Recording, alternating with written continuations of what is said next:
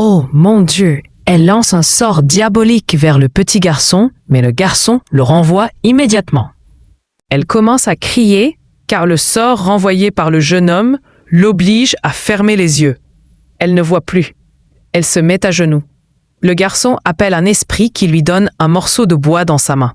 Il le dirige vers la femme et dépose le bois magique à terre devant elle, celle qu'elle voulait détruire.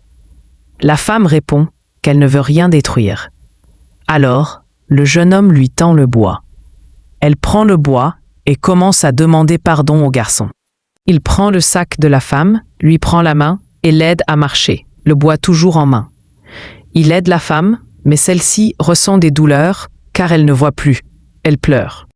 Après une longue marche, ils arrivent à la maison de la femme.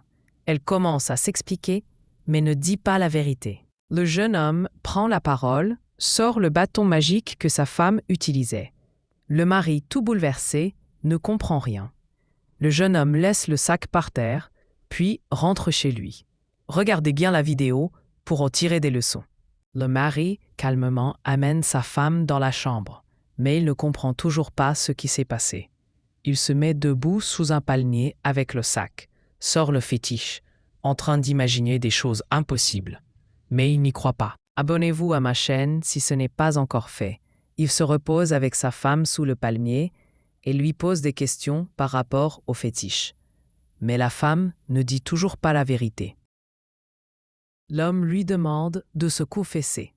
Elle commence à expliquer que ce qu'il y a dans son sac est un fétiche censé avoir du pouvoir.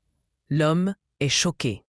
Elle demande pardon à son mari, mais après une longue conversation, l'homme lui dit qu'il est son mari, mais qu'il ne savait pas qu'elle possédait ce fétiche depuis plusieurs années.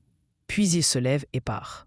La femme commence à pleurer et dit qu'elle veut vraiment se confesser maintenant, mais il ne veut pas lui pardonner. Elle pleure sans fin. Merci beaucoup d'avoir regardé jusqu'à la fin et n'oubliez pas de vous abonner.